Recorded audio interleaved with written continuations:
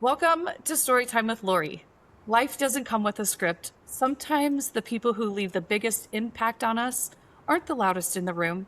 Mhm. Sometimes they're the people who lead with steadiness, with integrity, and with heart. In business, especially technology, cybersecurity, and high pressure leadership environments, that kind of leadership can feel rare. Precision is expected, performance is expected, execution is expected, emotional intelligence, humanity, the ability to truly connect with people while still driving excellence, that's different. Today's conversation is all about that difference. Wow. Carl Herberger is the CEO of Corero Network Security. What stands out to me most about Carl isn't just his title, it's how he shows up. There's a steadiness to you, a calmness, a level of intentionality. You lead with heart in environments where many people lead with pressure. You value relationships, partnerships, and people. That's the part of why people trust you. People can feel when someone genuinely cares about them. Carl, you do. You also bring something else into leadership that I deeply respect. You bring faith, service, integrity. Your military background is shaped a big part of your foundation. Your relationship with God shaped another part. Somewhere in between those experiences, you developed a leadership style that feels both disciplined and deeply human. Honestly, that combination, it is such a rarity, especially at that CEO level. It is incredibly powerful. So today we're going to get into that. Carl, Wow. thank you for being here with me today. I have to tell you, you moved me already. I don't know if I have any way that I could be able to live up to that performance. Generally, I ask people to stop with the introduction so that they don't get to know me. But I'm really humbled with that introduction. I don't think I've ever had anybody say such beautiful things for me. Mm, Um, I don't know how else to just say it. That's really beautiful. Thank you, Lori. yeah. I'm Well, not sure. thank you I'm not for sure I live being up to you. that, but we'll go through that. Yeah, well, that's who you are, and I appreciate how you show up as a leader. And recently we had one of our biggest summits through Corero, and being new, and then having new partners come in and having existing people. I think they all got to see that, and that was definitely a theme around feedback that I received about seeing your leadership, seeing how you show up, and just watching you work the room as well, and being so intentional about it. And so I applaud you on who you are and what you stand for. It's really amazing that the words that you're using, and it's such a pleasure to be able to contribute to your show and to Yeah, have you be part of our business, our beautiful yeah, business together. Your yeah, soul, your approach, just as you mentioned, each person has these gifts. And as you mentioned, I believe those gifts are on loan from God. And if we find those gifts and if we find those gifts and we explore those gifts, we unpack those gifts. I think there's nothing stopping us because in yeah. tandem with God, that's how it works. So I'm always looking for what God has installed into this individual in front of me, and what He's installed with you is just beauty. Ah, I appreciate that. I appreciate that. Let's get into the heart of it, Carl. Let's share with our audience a little bit about your background. You're Yeah. in the military. I know that that shaped a lot of who you are. You met your beautiful wife in the military and your story, so we're going to tell a little bit about that. But let's talk about who Carl is. Yeah, this is not the topic I necessarily always enjoy. I'm sure, like lots of us, going down that road. In some ways, I feel like just an everyday kid. Mm. I'm not sure that that's not indeed still the case, with a bit of persnickety maybe about me. So, uh, I have a couple departures then probably every day. My father was born in Germany. Like a name like Carl Herberger, it's not without loss that that's a pretty strong ethnic name. Very rarely you come across two of those, in a room. Um, and came to the U.S. I was born in the U.S., but then I quickly returned because my father lost his job in the U.S. This is back in the 50s. He's an electrician. But my whole family's been in Germany for centuries, actually, in the same town. And they had the same professions, even to this day. They make wine and bread. That's what they do. Sounds like a wonderful. Yeah, that's maybe where I get my interpersonal skills from. Uh, they're on loan from the wine and bread, and so so through about 8 years old, I was in Germany, and I gained both a fondness and a capability of the language. And my whole, generally on that side of the house, my whole family's over there. In fact, I have with me here, I'm outside in my house today, and I have German relatives, 10 of them, that are visiting me today. So it's a very tight knit group of family. Oh, And so I can return back to the U.S. and lived in Long Island, New York thereafter. And my father took a job, gained a job with American Airlines, and as an electrician at JFK, and later retired 45 years later from the same wow. job. Um, and every single Christmas and every Mm. single time he would take me down to the airport. And in the 70s, it was a romance thing with flying and planes, probably even into the 80s, which is when I went off to school. And I always wanted to fly as a result. So I gained a very early interest in planes and flying and aviation, and it became my life's pursuit. I gained a scholarship to Embry-Riddle Aeronautical University, thank God. And that's, as you mentioned, where I met my wife. And we're both in ROTC. We're both on scholarship. We both had that good fortune. And just a lot of persnickety and energy thereafter. I was able to gain a commission and go off to flight school and go off to do what I wanted to do, which is just such a gift in and of itself. I flew for 6 years, almost Wow. continuously, until I had an old aircraft commander who went off to work in the Pentagon, asked me to join him in the Pentagon, and that's the last thing I wanted to do because I didn't want to come out of the jet. I didn't want to stop doing what I love to do.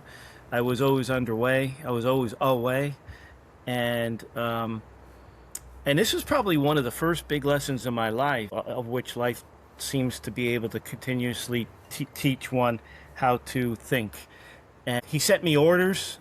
He coordinated through Air Force Personnel Command and so forth. And I really did not want to go and go to the Pentagon. I didn't want to put on a normal Air Force uniform, take off my flight suit. I just didn't see that as me.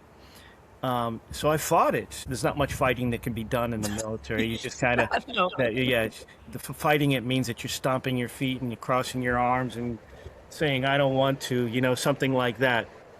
Um, so my wife and I wound up moving to Washington, D.C. area, and I joined what turns out to be the very first Air Force headquarters contingent around computer warfare. That's what I was asked to join.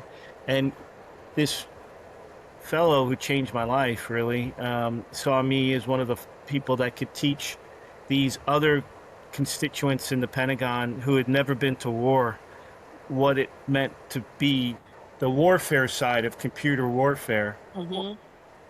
So in as such, I was nestled against a bunch of very, very bright, beautiful people that had their tradecraft in computers and in special psychological operations, intelligence, electronic warfare, and so forth and so on. I was supposed to teach them the sort of Air Force warfare operations. But in so doing, they taught me computer warfare and how to do that. Uh, During that time, my wife just so happens contracted pretty bad cancer. It was actually as I was on Oh, the way to the Pentagon, um, and we were told that she was very young, 26 years old, and that she probably wouldn't survive it because it was metastasized. It was stage 4. oh my God. She lost some body parts and all of that. So she said to me, if I get through this, what I want to do is stop all this like silliness or running around the world and just settle down. So 2 years later, um, and probably begrudgingly also, I got out of the military. But she recovered, which was a miracle unto itself. And those words were used by many people, including lots of doctors around her. She came out of it footloose and fancy free a few years later. And we were told we couldn't have children. She got through that too. Yeah, And you can do it all. yeah, she's pretty much a miracle in of herself. Just bound by smiles. You met her, but I mean, Mhm. Mm-hmm. And that set my career weirdly on a cyber warfare world. When I left the military, I had the good fortune to be the head of cybersecurity for Campbell Soup Company. They recruited me from the military direct, and then from there it was one cyber role after the other, including my first hand later, 3 years later, at running a business at SunGuard. I ran and started the SunGuard availability security service business and ran it for 6 years. It was my first journey in crafting business solutions and knowing how to deliver to customers and sell. Really, it was my first time ever selling. And Mm-hmm. before that, my sales was to drop bombs on people or whatever, something like that. Off to my own business after that, and then sold that to another business. And and the journey has always been about cybersecurity solutions and creating value to customers. Along the way, being true to my heart about what makes me happy and how to think about things. Mm-hmm. Um, and I could go position to position, but essentially that got me to where I am today, where a phone call was made to me Mm-hmm. that I picked up the phone from a lady that I knew from many, many moons ago that did recruiting. I thought she was asking me to refer her to somebody somewhere.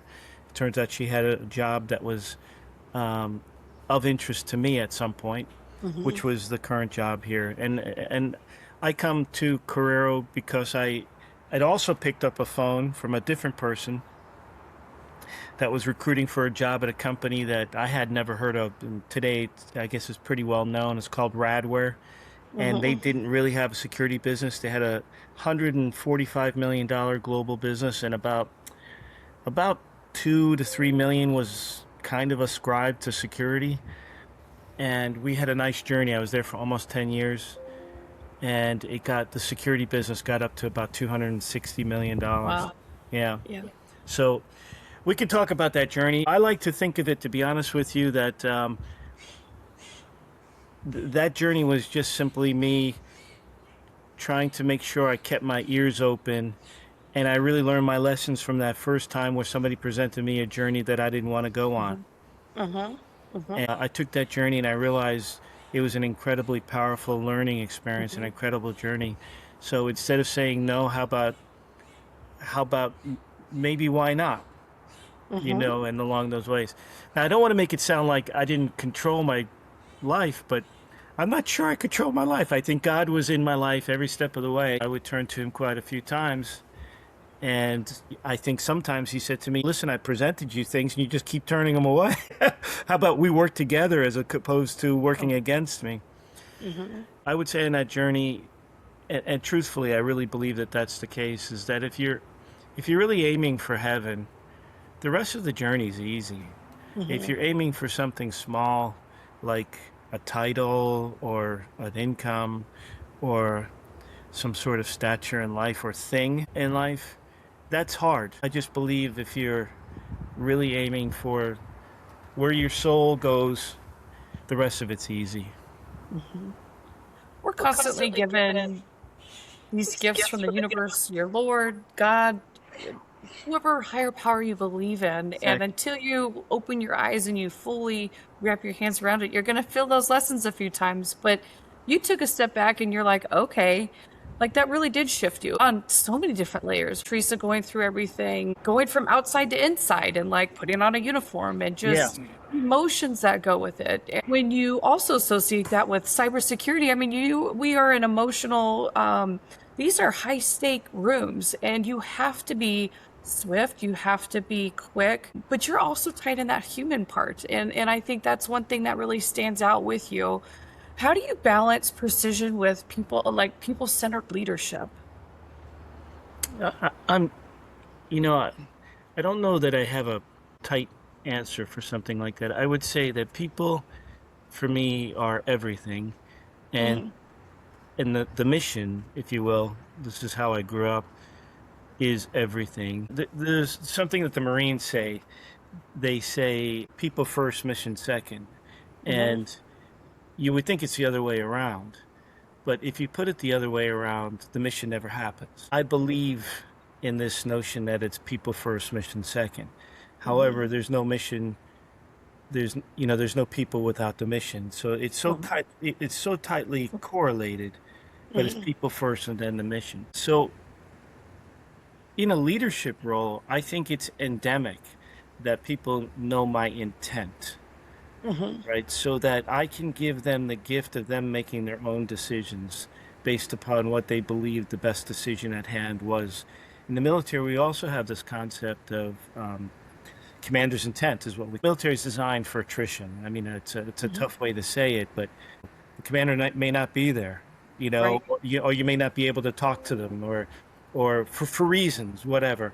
But the idea then, in those austere conditions, that you still continue on, and you still sort of muster on, must be with the idea of what was the mission and what was the intent of the mission, and how do you then carry that out.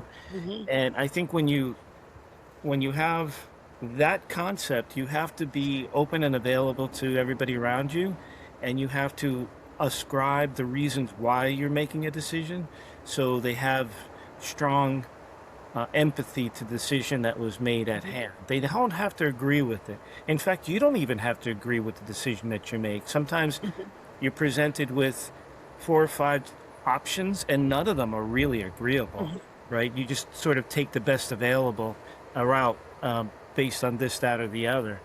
But I find the more that you can put people into your empathetic decision making, the more that they can share with the challenges of how you had to go through that decision.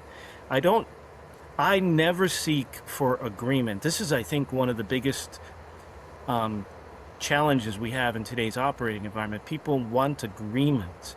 And I never really understood that, because fundamentally we know we're all built differently. We're not going to see things differently. Agreement isn't the desire. An understanding of why something happened is, right? So I'm always trying to have an understanding. And when you get to try to understand and teach people why you made, and also understand why they're aggrieved, you show them the respect. Often I really believed I was right or true or correct. And through the process of trying to understand grievances, I learned I was wrong. And that's not always, but sometimes. So that understanding commitment, and still often we won't go through a process of agreement. So this idea is, can we all get to agreement? I just don't ascribe to that. But I do believe we should all be respectful with each other's opinions and really honor their belief and their understanding of. So that's a totally different situation, right? Respect and honor is everything to me. Let's get into, there's a lot of stats, a lot of egos up at the top level. And the emotional intelligence, it's like, where did you go? It's like you get so far removed from everybody, like the worker bees and like the people who are actually on the ground. Why do you think emotional intelligence matters so much at that executive level? This is a little bit like asking how one operates at any level, is that you find that different people, different composers of music operate different people, different chefs operate at a different level. So I don't think much about titles. I know a lot of people say that, and it's so easy when you sit at the top to say that, but I'm not sure that I really cared much about titles my whole life. I was an officer in the military. People would salute me all the time, but the truth is, most of the times the people salute me, I should be saluting them first, because they've just done a much bigger and better. I couldn't do my job if it wasn't for them, right? I wouldn't have been able to. So I really view myself as the first among equals, and have the privilege to humbly actually lead a group of people, and I take that honor very, very seriously. When it comes to, I'd be remiss if I was to say that there aren't sort of rank has its privileges kind of conversations that go on from time to time, especially in the CEO level community and so forth. You shouldn't be doing this, or you're a very hands-on guy there, or you might want to consider the risks staying up with your folks late at night, or all of these scenarios where you're coached to do more what I would call risk-averse behaviors. Fewer words in emails, fewer fewer times uh, with fewer really intent times with the people, if you will, after hours or even during hours. Hmm. But I find it's in those very moments when you really get to know people deeply, that when they're able to open up and talk to you, you don't normally get to know people in Hmm. business meetings or on Zoom meetings or so if they're willing and able to stay up and have a conversation with me and we're willing and able to seek to understand each other, that's really that for me is important. I don't think it's important for everybody, but for me, it's really, Hmm. really important. If I can get to understand why they work in a certain way, what makes them up, what their desires and ambitions are, Hmm. what would make them happy in life at this moment, at later moment, and how can I contribute to that along the way? That helps me help them. It helps them help Hmm. me. Yeah, we can come to an agreement.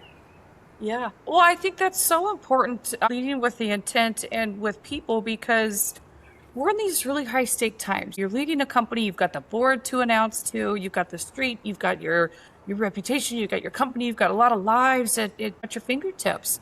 How are you when things get challenging, because it happens, how are you using that to arm yourself to kind of stay calm and stable in those moments? What are you doing? Because there's a lot of leaders out here that will be listening. They're like, okay, I can always use a little bit more of this.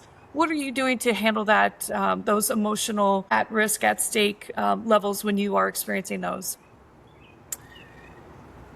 It at some level, you learn that austerity and pressure, or austerity and um, I would call it challenges, are a gift, right? Hmm. Like a serious, serious gift. Now, people always kind of tongue in cheek talk about the opportunity. Never miss an opportunity to take a crisis and turn it into some gold. But there's some level of truth in that. But there's a process in that, and Hmm.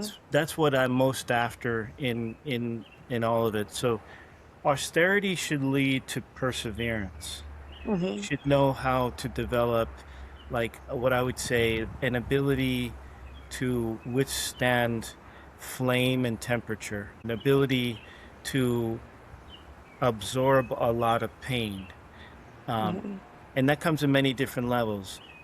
And I know in today's culture, there's a lot of people that just suggest that the pain should never be presented, but I'm not that person, right? I believe Hmm. that it is with great pain. It's you don't form a diamond without great pressure. You do not form a polished rock without it having had been hit a million times, right? Hmm. If you want the beautiful things that happen in life, and including human, I think, the bounty of a human soul, it's unfortunately, like I don't know why, unfortunately, it is through perseverance of austere conditions that leads to character.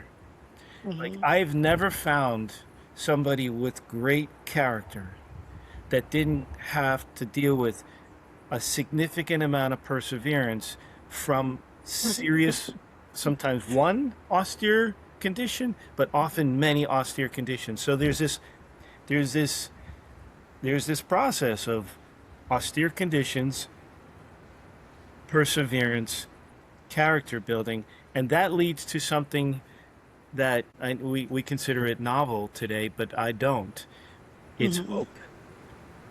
Yeah. So hope, not foolish hope, not child's hope, but hope.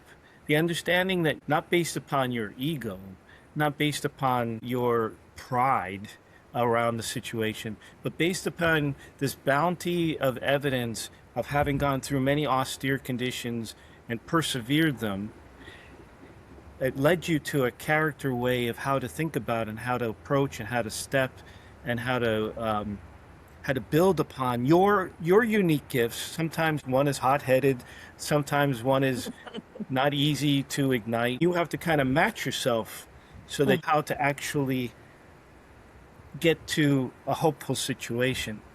So, Yeah. so Yeah. I know it's a long answer, but basically, I think hope is one of the gifts that God gives us, Hmm. but I Hmm. don't think it's a child's hope. I don't think it's a foolish hope. I don't think it's a Right. hope based upon lack of education. It's one where you've been through many, many fires and how to step through the fire. Hmm. Hmm. A lot of finesse. Yeah, A lot of yeah, finesse.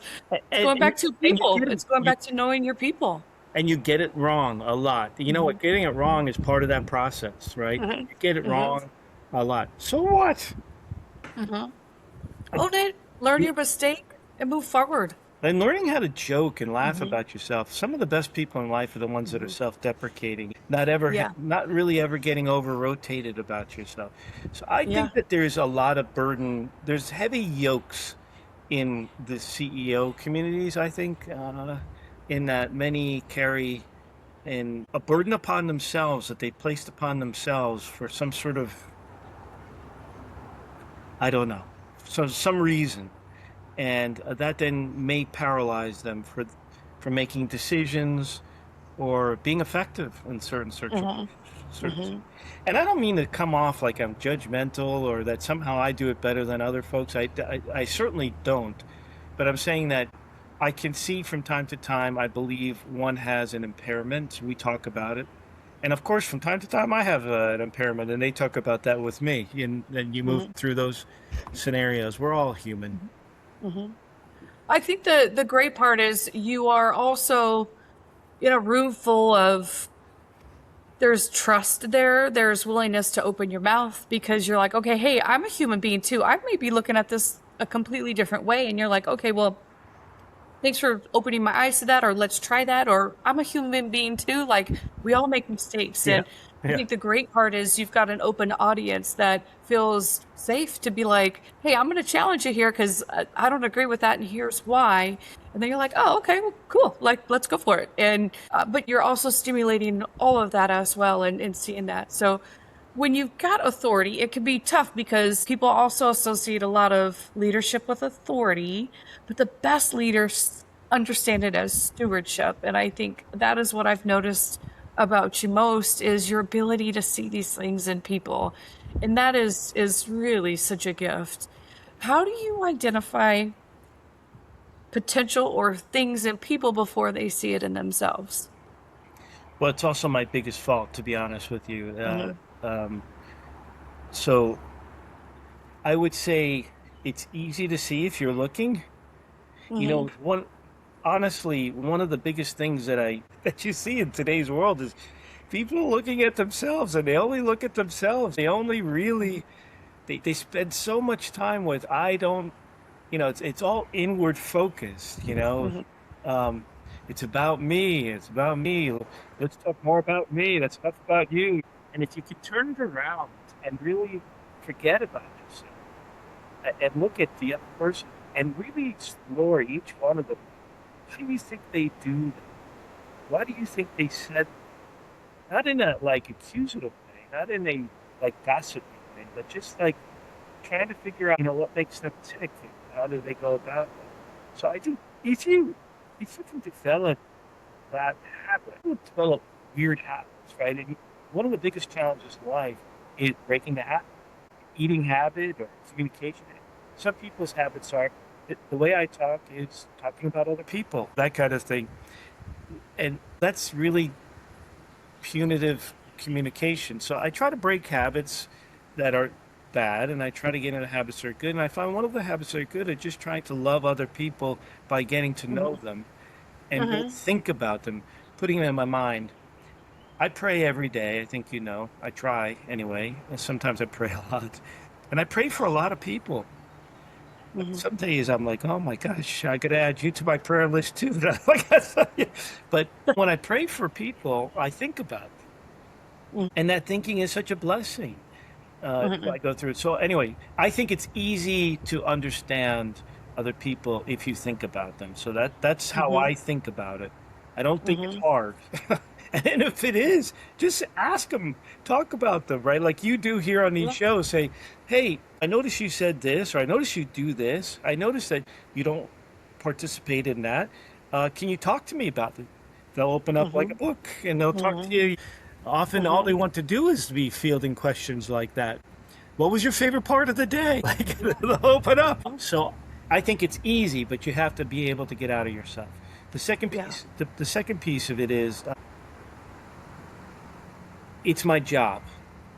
Hmm. So I have, I have to, I have to feel as though your soul is aligned with what we're doing, not just your work, your time and your talent. Hmm. So if I have your talent and I don't have your head, I don't have your Hmm. time, I don't Hmm. have you. So aligning what you want to do with what you are doing and the journey that you're trying to go on is is crucial for me aligning the team at large. Hmm. So your time and talent aligned is super important to me. Hmm. I also Hmm. think it's my job to seek to understand, to get to know, and to yeah, I really find it important to know people's names and their lives Yeah. and their kids and that kind Yeah. of. Yeah. Well, it's really memorable. And I think that's the whole part of it is when you are so invested in your people, they will outperform anybody. You're understanding that I have a life outside of Carrero, Carl, and what is it and what motivates you and you can and when you're invested in your people, you could be like, "Hey, Laura, you look a little bit lately. You've been a little bit. You haven't been as present. Like, what's going on? Yeah, Like, and it's easier to bridge that communication. You are offering compassion, empathy, and or you're like, how can I help? What is it? And I don't want to or it's be. like, hey, I something shifted in. Exactly. I don't think any of us want a job, right? At least in what we do. We really want a career and we want to be Hmm. working on a Hmm. team and we want listen, I also I'm in a career field in cybersecurity because I actually believe honestly it's on a journey of goodness, right? I'm Hmm. not in a career, how do I say this in a correct way, right? Like some people, not everybody has an election to be able to know what industry or be able to work in certain industries, right? But I'm not in a vice industry, not in Hmm. an industry that maybe are bringing people down at some level or tearing families up at another level. So, there's plenty of these industries that are out there like that, right? We're, my mind, we're purveyors of very good things. We're after bad people who do bad things, and we're a bit Pollyanna-ish that way, right? Hmm. And I am myself. I'm very interested in doing good things for good people, and I believe that our business is in a Yeah. pursuit of that, and I truly believe that in my heart of heart, Hmm. and I want to do good things around. So as a result of that, I'm after not just giving my life to a cause that's not without good causation along with, Yeah. and I believe everybody, maybe I'm wrong about this, but I believe most people want to be in that. Maybe everybody wants to do that. So as a Yeah. result, if you have a job and just kind of go through the motions for a paycheck or what have you, it's almost like soul sucking. Hmm. People just It become, really is. yeah, it just become automatons. And I Hmm. believe that the companies don't benefit, the human doesn't benefit. I don't believe the shareholders don't benefit. I don't believe anybody benefits from it. So Hmm. the mark of performance is that people transcend to doing this because they really want to do it, Hmm. right? Hmm. And I don't believe it's that hard in our business to really want to do this. Now, I don't think everybody's into things the way that I'm into things, but the people that are Yeah. Guerrero generally have a cultural uh, interest that they first want to be doing something cool and good, and then second, all the other stuff, money and benefits and bits and bobs of the other stuff. So Yeah. that's so when I look at taking into new products, going into new partnerships, or being able to pursue different avenues, or being presented with sort of weird conditions, I'm always after what is the proper thing to do. Hmm. I love it. Let's talk about legacy, Carl. What are you looking to leave? No, no, for me, it's if I My gifts are on loan from God, so my legacy is to be able to showcase God as best I possibly can. It is through His gifts from where I am, and it's through His gifts from where I'll go. And if I can do nothing more than to be able to say to people, turn to God, if you listen to His word and you consume His word and you have favor into God, that relationship will bound to you beyond compare. People say it over and over again. People used to say it to me when I was younger. I've always believed in God. I've had estranged relationships with Him. But I can tell you that I can tell you definitively there is a God, and He loves us, and He really wants us to come into union with Him. But it's a two-way street. It's like any other child relationship. We started this, Lori, with your 13-year-old son. There are things that your son does, I'm sure, that drives you crazy, but you always love him. And you hope that maybe some of the things that he does, he'll come into union with you where that he's not doing correctly. Our God wants the same for us, you know? Yeah. Thank you for sharing your story with us, being who you are, showing up every day, and really living to serving. And I think that is your natural gift. And I think that you do such an amazing job of serving so many of us. You're sweet. I'm humbled by those words. I hope to continue to keep your fancy, Yeah. your favor, and we'll see what we can do as we continue to grow this business. As I sit here thinking about this conversation, something keeps coming back to me. We've talked a lot about military, we've talked about faith, we've talked about leadership, and we've talked about becoming a CEO. But none of those things are actually what people remember most about you. People will remember how you make them feel. They remember being seen. They remember feeling believed in. They remember feeling like they mattered. And in today's world, that's becoming increasingly rare. Because the truth, most people can learn strategy. Most people can learn technology. Most people can learn how to run a business. But what they struggle to learn is how to genuinely care about the people while doing it. You have been someone who's found a way to lead with both strength and softness, with conviction and compassion, with accountability and grace. That combination is powerful. You're sweet. Not because it makes you a better executive, because it makes you a better human. What strikes me most about your story isn't really about becoming a CEO. It's about becoming the kind of man people trust, and the kind of husband people admire, and the kind of father people look up to you, the kind of leader that people are willing to follow. Titles eventually change, organizations change, markets change, but people don't. Thank you for making the impact on Really, so many people. seriously, it's one of the kindest things I think anybody's ever said to me. I'm like, do you really know me, Dolores? I'm knowing you. Thank you for your service. Thank you. Thank you so much. Yeah. Listen, Yeah. I'm a human, and the truth is that I fall like everybody else does. The key is kind of getting up, and that's that perseverance thing. So I believe you're the same way, Lori. Yeah.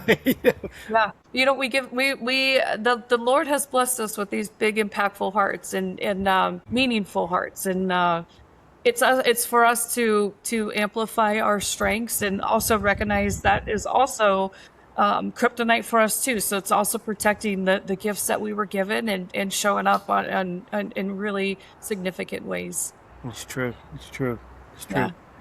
Yeah. Lori, listen, it's been a great conversation. I love you to death, and I love what we are going to do together as we continue this journey. And I appreciate you so very much. And thank you Yeah. for those super kind words. Yeah, very much. Thank you for showing us all that you can lead with both heart and excellence at the same time. This is Storytime with Lori. Real life, real laughs, real lessons. Take Until care. next time, keep becoming.